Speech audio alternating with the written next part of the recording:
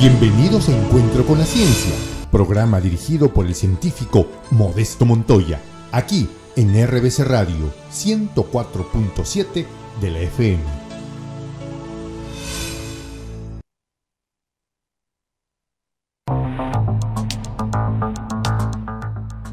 Gracias amigos por estar con nosotros en un nuevo encuentro con la ciencia. Estamos en compañía del doctor José Ignacio López Soria, ex rector de la Universidad Nacional de Ingeniería, historiador, filósofo, entre tantas cosas que tiene, vamos a llamarlo el pensador universitario. Ha escrito varias obras, entre las cuales está la historia de la Universidad Nacional de Ingeniería, que es un tema que nos interesa mucho porque tiene relación con la evolución de la universidad peruana. Tú has estudiado, has hecho libros sobre la historia de la universidad, y yo quisiera preguntarte una cosa que creo, el análisis que yo hago a veces es diferente, ¿no?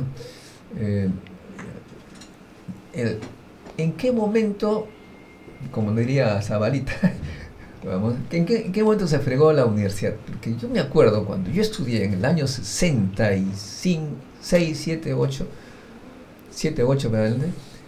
me acuerdo que nuestros profesores eran de muy alto nivel. Había franceses, alemanes, húngaros, argentinos.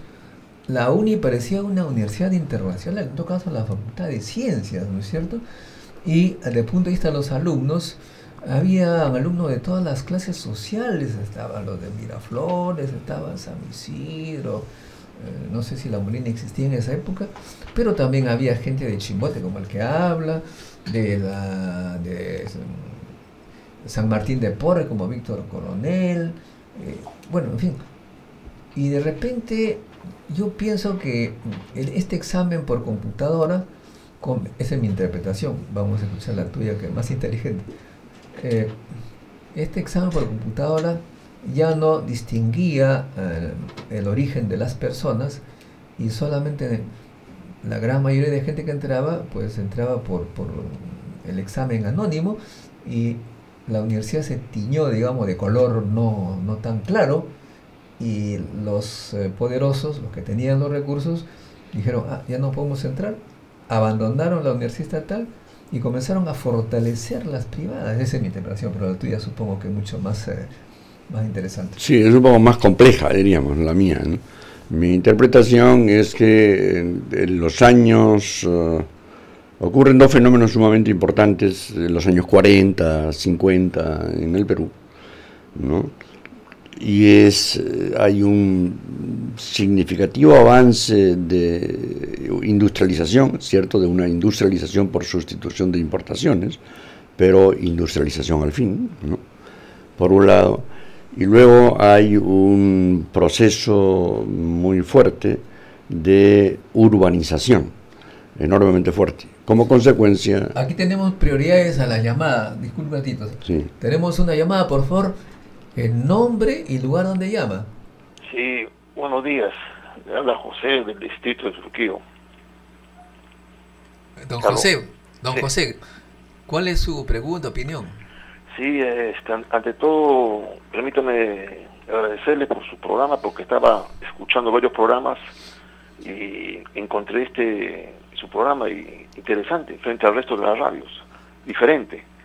Bien, la pregunta es la siguiente, para sus invitados, sobre el poder de la imaginación y las creencias en la existencia del hombre frente a su realidad. Es decir, puede haber dos realidades que convivan juntas, una realidad objetiva y una realidad subjetiva. Bueno, ya estamos en el tema de la universidad, pero muy brevemente, por favor, José Ignacio, si es posible. Sí, bueno, efectivamente hay el hombre no vive solamente de objetividades, sino que vive también de subjetividades, ¿no? Y el mundo de la imaginación, el mundo de la creatividad, etcétera, está en gran parte compuesto precisamente por ese otro componente. No está hecho solamente de los aspectos que uno encuentra en la realidad, sino de lo que imagina que quiere encontrar o puede encontrar en la realidad. Y eso influye enormemente en la creatividad, ciertamente la creatividad científica, ¿no? Bueno, ahora estamos en el tema la universidad, por favor, los llamadas al 421-2893, 421-2893, por favor, referirse al tema universitario. Lo que había mencionado es que la universidad estatal en los años 60, después de ser de gran importancia, profesores extranjeros, de todo, cambió totalmente y aparentemente el Estado abandonó a la universidad estatal para apoyar más a las privadas, por lo que veo. Entonces decías tú un poquito. Sí, la aplicación que estaba dando es que hay un fenómeno sumamente interesante, ya a partir de los años 40 y 50 y ciertamente 60 en el Perú, de, por un lado, proceso significativo, no enorme ciertamente, pero significativo para nosotros, que estábamos muy poco industrializados hasta entonces, de industrialización. Lo que significa, por ejemplo, que si ha habido una industrialización del campo, significa naturalmente una expulsión de mano de obra del campo, que no encuentra trabajo en el mundo, y luego por otra parte de una fuerte composición de tierras precisamente para poder hacer grandes haciendas y poderlas trabajar, diríamos, industrialmente, ¿no? Que es mucho más difícil cuando las tierras están divididas, etcétera, ¿no? Entonces todo eso, unido a otra serie de fenómenos, trae como consecuencia una afluencia muy fuerte hacia las ciudades y particularmente hacia la capital. José Matos Mar, ¿no? Claro, son los trabajos de José Matos Mar, en fin, de todos los antropólogos, etcétera, que han trabajado estos temas, etcétera. Entonces se advierte que una enorme concentración en la ciudad y una mayor necesidad de profesionales. Entonces los profesionales comienzan a ser ya no solamente y tradicionalmente el profesional médico o abogado o el maestro o el cura, que eran un poco los profesionales tradicionales del mundo rural, ¿no es cierto? Pero ahora aparece el mundo urbano, que necesita otro tipo de profesionales mucho más relacionados con el desarrollo científico, tecnológico, etcétera, ¿no? Entonces, y luego también con el ordenamiento de la ciudad, con el tratamiento de la ciudad, el mejoramiento de las condiciones de vida en la ciudad, ¿no? El tratamiento de la vida urbana, etcétera, ¿no? Entonces, esto trae como consecuencia que hay una mayor demanda de estudios universitarios, ¿no? Y al haber una mayor demanda de estudios universitarios, porque además ahora ya las ciudades han crecido enormemente, y por lo tanto el acceso a la universidad también crece enormemente a la educación secundaria, como consecuencia del crecimiento de la educación secundaria, al final la salida es o trabajar, ¿no? Pero sin una preparación especial, aunque en aquella época, si tú te acuerdas, la educación secundaria tenía todavía una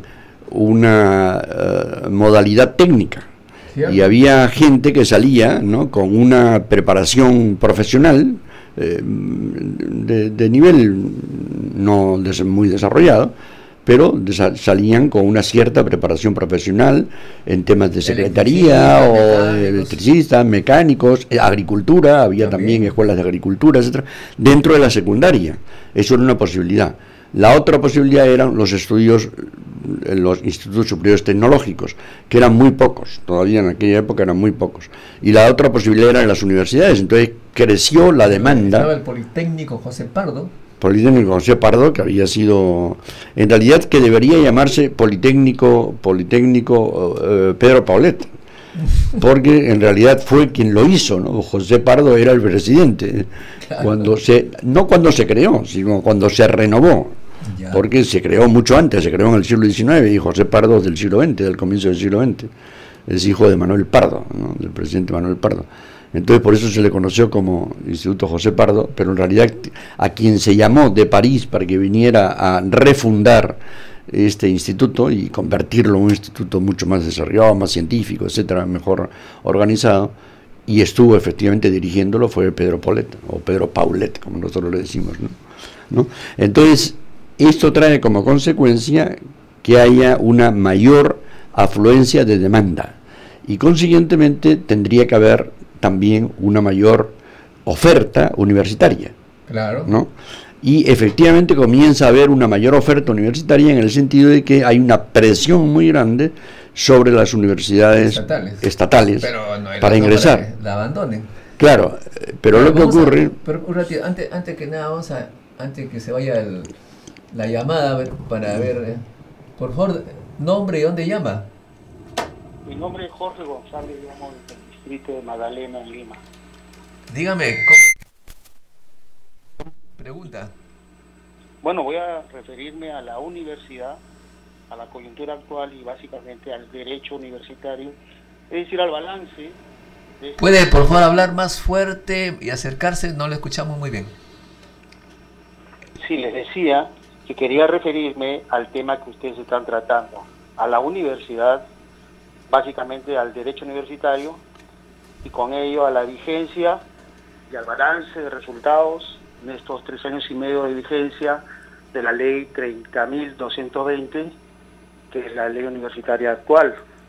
Como todos sabemos, cambia el modelo de universidad autónoma por una universidad heterónoma, es decir, dependiente de una burocracia del Ministerio de Educación y de una superintendencia que debe dar cuentas a la ciudadanía acerca de los logros en materia de calidad que propugnaban los defensores de este modelo heterónomo, intervencionista de universidad, más aún en la universidad pública, ¿no? Entonces quisiera escucharlo a usted, doctor Montoya, y ciertamente al doctor José Ignacio López Soria, que ha sido rector de una connotada universidad. Muchas gracias. Bueno, para terminar tu tema, de la, me decías, hay una presión, demanda universitaria de profesores. Sí, hay, entonces, frente a esa, cuando ha habido demanda universitaria, ha habido diversos tipos de respuestas. Digamos, tradicionalmente, desde la época medieval, ¿no?, la universidad es una corporación y estuvo muy ligada desde el inicio, por una serie de razones en las que no vamos a entrar, ¿no?, al mundo eclesiástico, ¿no? Después, cuando los estados-nación comienzan a desarrollarse, comienzan a pensarse en la construcción de los estados-nación, comienzan a desarrollarse estas corporaciones, pero ligadas más bien a los estados. Entonces nos encontramos inicialmente como con dos tipos, ya diríamos en el siglo XVI, que han pasado varios siglos de universidades, como con dos tipos de universidades. Una universidad de tipo más bien religiosa y una universidad privada, pero religiosa, ¿no?, y una universidad estatal, ¿no? En el caso latinoamericano, el modelo que se sigue para la creación de universidades son la Universidad de Salamanca, que es la típica universidad de tipo religioso, ligada concretamente inicialmente a los dominicos y después a los jesuitas, en fin, y la universidad más bien de tipo estatal, del modelo estatal, que es la Universidad de Alcalá. Entonces se crean las dos. La Universidad de San Marcos crece y surge inicialmente como una universidad más bien religiosa, es decir, ligada al mundo de los dominicos, etcétera, ¿no? Esto trae como consecuencia que después los jesuitas van fundando sus colegios, etcétera, los mercedarios forman sus colegios, porque en esa época se llaman colegios, ¿no?, entonces, que son como colegios universitarios, y va surgiendo de esta manera, y el Estado no tiene una presencia significativa, ¿no?, el Estado como tal, el Estado diríamos colonial, ¿no?, va utilizando estas universidades para crear sus propios funcionarios, para, en fin, desarrollar sus objetivos, pero lo importante es ver estos dos modelos, ¿no? Avanzamos, sin embargo, en el tiempo, sobre todo ya en el siglo XX, y lo que se advierte fundamentalmente es que además del modelo religioso y además del modelo estatal, hay grupos que están interesados en crear una universidad más bien con un tipo de modelo ideológico que no sea contraproducente con el sistema que quieren implantar, ¿no? Si quiere dominar, diríamos, o establecer un sistema de tipo capitalista, etcétera, entonces una universidad que responda a las necesidades del desarrollo capitalista, ¿no?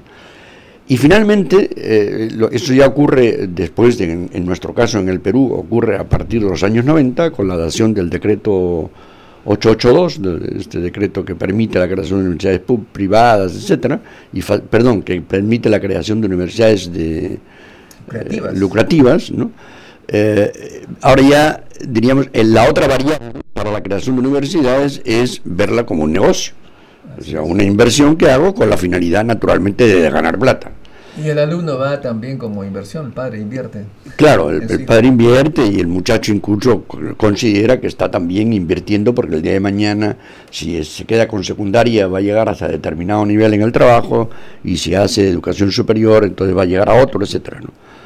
Entonces, estas diversas variables, estas cuatro variables, la de tipo eclesiástico, la de tipo estatal, la de tipo ideológico y la de tipo negocio, ¿no?, conviven ¿no? En la realidad. Ahora la pregunta que hace ¿no? nuestro... Entonces, claro, la pregunta que hace es pertinente, es interesante advertir que de estas 4 posibles fuentes de creación de universidades, resulta que la última de todas, es decir, la de la universidad con fines lucrativos, es la que predomina, ¿no? Entonces comienza a predominar esta universidad y claro, cada una de estas universidades tiene sus aspectos positivos y sus aspectos negativos.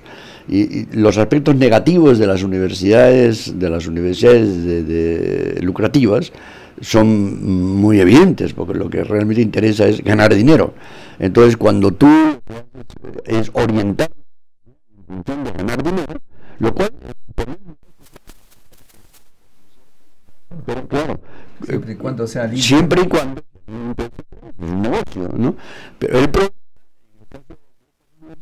es que sacrifican calidad por cantidad, porque lo que interesa fundamentalmente es ganar, y creen que efectivamente ganarían mucho si fuesen de muy buena calidad, porque también podrían exigir niveles altísimos de No, pero ahí vengo el problema que la vez pasada tratamos.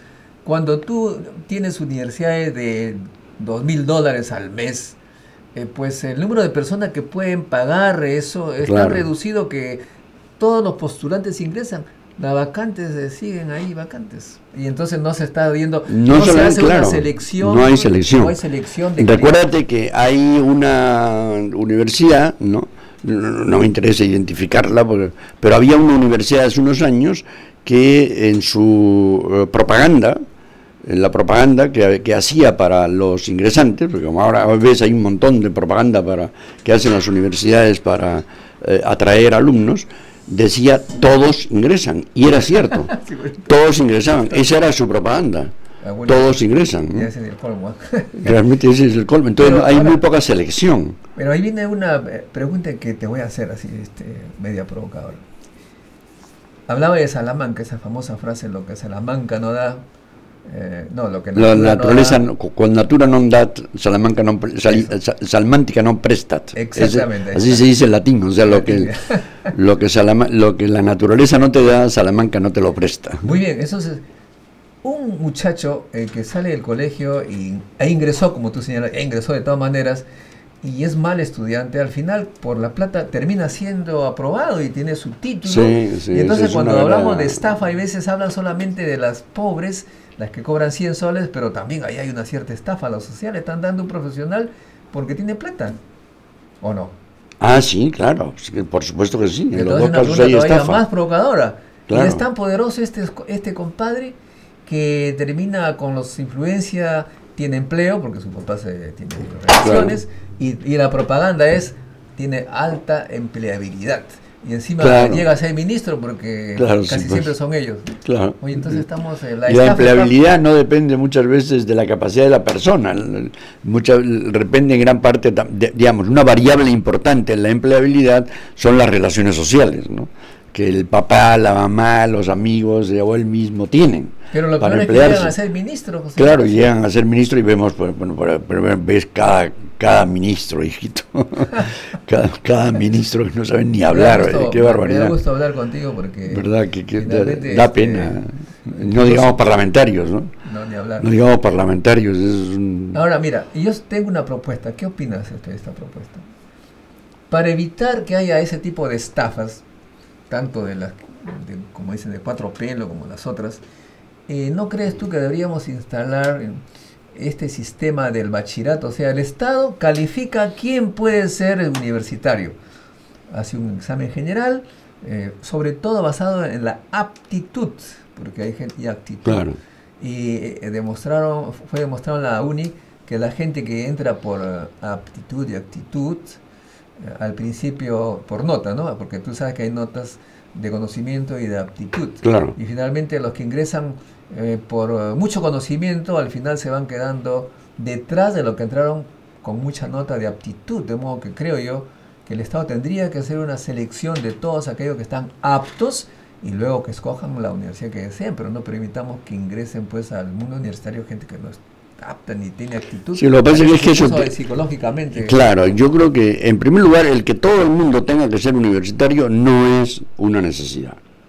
¿no? El que todo el mundo tenga que estar preparado y tenga que desarrollar sus capacidades, etcétera, eso sí me parece una necesidad y me parece además que está dentro de los términos de la justicia. Es decir, hay que procurar naturalmente que la gente desarrolle sus capacidades y en eso consiste la equidad de las capacidades, ¿no? De lo que habla Amartya Sen, etcétera, ¿no? Entonces creo que sí hay que darles facilidades para que desarrollen, las personas desarrollen sus capacidades, ¿no? Bien, acá tenemos una serie de mensajes por el chat. Está Alexis Ríos, Juan José Dávila, Víctor Bravo, Luis Baltasar, Ricardo Cotrina, Hugo, que envíen mensajes, que envíen... Enrique, sí, mensajes.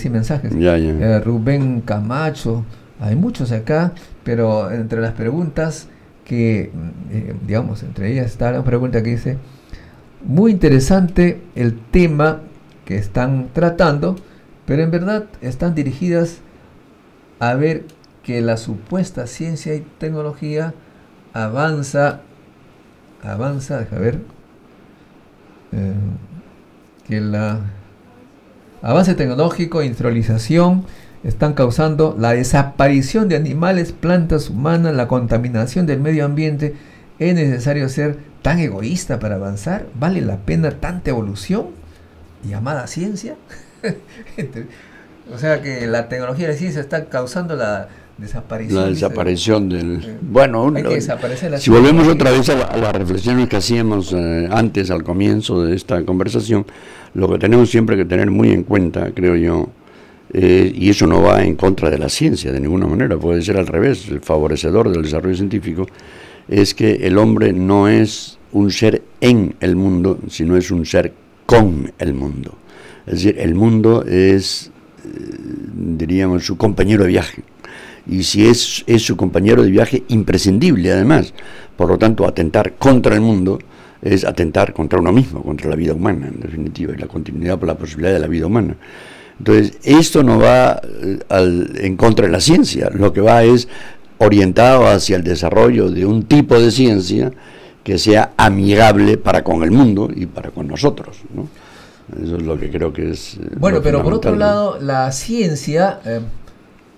fui pues al diccionario de la Real Academia Española. Ciencia, el significado es muy simple, es conocimiento. El conocimiento con determinadas condiciones, no cualquier conocimiento. Por el conocimiento que yo tengo de mi vida cotidiana, no el conocimiento, digamos, cuando lo diga la Academia. Yo siempre sostengo orgullosamente que cuando el diccionario de la Real Academia Española no coincide conmigo, el diccionario se equivoca. Bueno, la ciencia entonces es conocimiento, conocer la naturaleza, por ejemplo. Y conocer, pero con determinadas leyes, normas, etcétera, ¿no? Entonces, si nosotros aplicamos esta definición, conocemos perfectamente cómo desarrollarnos protegiendo el ambiente. Conocemos cómo... Claro, pero yo diría, por ejemplo, que... diríamos que la energía solar es un ejemplo. Tú sabes cómo usar la radiación solar y generar energía eólica, no contaminante. Claro, energía hidráulica, etcétera. Obviamente también sabemos por ciencia cómo envenenar al vecino, cómo contaminar con las bombas sucias, cómo hacer guerra bacteriológica. Todo eso está al alcance del conocimiento. Entonces depende del hombre que decida, depende de nosotros a quién elijamos. ¿No es cierto? Lo mismo que pasa con los negocios. Puedes hacer un negocio absolutamente lícito y normal, que efectivamente da trabajo a otros, y no te quedas tú con tu dinero, sino que lo inviertes y todo lo demás, o puedes hacer un negocio para explotar al otro y sacar lo más posible y llenarte tú los bolsillos, depende de las actitudes. Lo que también es recontra súper cierto, es que si no tienes ciencia ni tecnología, estás condenado a la pobreza y a la desgracia total. O sea que hay que tener ciencia, pero no es suficiente, hay que tener también ética y una idea de una sociedad justa, ¿no es cierto? Creo yo. Sí, o sea, la justicia, la ética, la ciencia, el conocimiento. Bueno, amigo, pueden llamar... No se contraponen, ¿no? Se contraponen. Pueden llamar al 421-2893, las últimas llamadas ya, si es posible, 421-2893. Mientras que piensan ustedes, vamos a dar unos avisos aquí el día 3 de febrero, sábado, de 3 a 7, pues se va a dictar un curso sobre investigación, redacción de tesis y artículos, sábado de 3 a 7. Y hay también el semillero científico que está formando científicos desde la edad de 7 años, los sábados, todos los sábados de 9 a 11 y de 11 a 1 en la Universidad Ricardo Palma. También hay el otro curso sobre cómo enseñar ciencia y tecnología en las escuelas, en los colegios y en las universidades, porque realmente enseñar ciencia no es lo que se piensa, memorística, etc. Debo también señalar que tenemos el Encuentro Científico Internacional de París 2018, el 19 de mayo. Lo vamos a hacer en la famosísima Escuela Normal Superior. Ah, sí, París, de París. Que tiene siglos y siglos, una gran institución. Yo he estado ahí varias veces. ¿Sí, no? Sí. Y nos da su local, nos presta su local para que los científicos extranjeros, europeos o norteamericanos, interesados en hacer investigación sobre el Perú, nos presenten sus ideas. Y por supuesto, ya el clásico Encuentro Científico Internacional acá de Lima, que está entre el 30 de julio al 1 de agosto. Todas las informaciones de lo que acabamos de señalar están en cienciaperú.org, cienciaperú.org. Bueno, amigos, entonces ya estamos por terminar el programa. Vamos a hacer la última pregunta. Yo quisiera, no sé si me permite, en relación con la necesidad, porque eso es una preocupación tuya también que me dijiste, del robustecimiento de la universidad pública. A mí me parece que es absolutamente fundamental. O sea, la universidad pública en este momento, de las casi 150 universidades que tenemos en el Perú, solamente un tercio son públicas y el resto son privadas. No es que no tenga que haber una universidad privada, claro que debe haber universidad privada. Cada uno puede ser... Pero la universidad pública desempeña algunas funciones que no puede desempeñar la universidad privada. Por ejemplo, para el tema de la equidad de oportunidades de formación, de tal manera que la gente que incluso que no tiene recursos económicos, pero tiene recursos intelectuales, pueda efectivamente capacitarse. Así es. O sea, diríamos, para cumplir el principio. Capitalista norteamericana, por todo lo dice equal opportunity. Claro, esta cuestión, la igualdad de oportunidades, se gesta fundamentalmente por la presencia de universidades públicas. Exactamente, ¿no? Y además puede moderar, porque y luego, por otra parte, la forma de impedir... Pero incluso desde el punto de vista del desarrollo científico, si tú te fijas, no solamente en el Perú, sino en el conjunto, en muchos países, en realidad los avances científicos importantes se hacen generalmente, hay excepciones, pero generalmente en las universidades públicas, no en las universidades privadas. Y por una razón muy simple, porque una universidad privada no se puede permitir el lujo de estar invirtiendo, porque y sin tener un resultado cercano. Sin embargo, el Estado debe hacerlo. Claro. Entonces, para eso necesita universidades públicas. Así es. Y además, a través de la universidad pública podemos moderar el nivel del resto, porque si tú tienes una buena universidad pública, que es gratuita, donde, dicho se paso, pueden ingresar los ricos, eso no... También, por supuesto, claro. Tendrías con eso, si tienes buena universidad pública abierta a todos, ya no habría lugar para la universidad privada de mala calidad. Por eso es un poco lo que tú decías, los países con un par de dedos de inteligencia.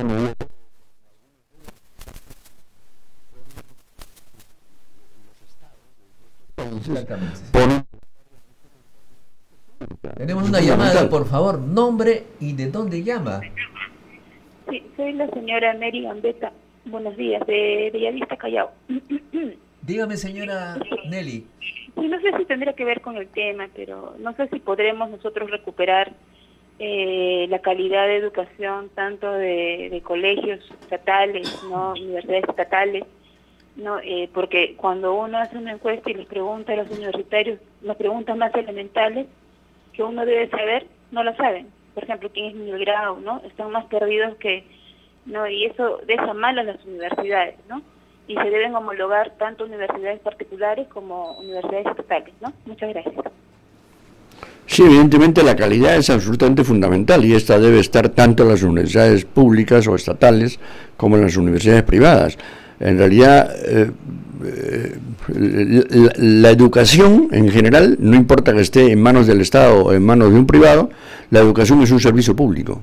Y ese servicio público tiene que ser un servicio de calidad, no importa quién lo dé, pero tiene que ser un servicio de calidad. Lo que pasa es que hay determinados aspectos que cuestan tanto, como por ejemplo en el caso del desarrollo científico, tiene un costo tan alto y con frutos más bien prolongados, o sea, no frutos a los 3 días ya tienes el resultado. Entonces es más lógico que lo haga el Estado, ¿no? Pero un Estado inteligente, por otra parte, que cobra impuestos a quien hay que cobrarlos, que sabe cobrar impuestos, que organiza sus economías, etcétera. No, desgraciadamente, un Estado como el que tenemos en el Perú desde hace 25 años, por lo menos, ¿no?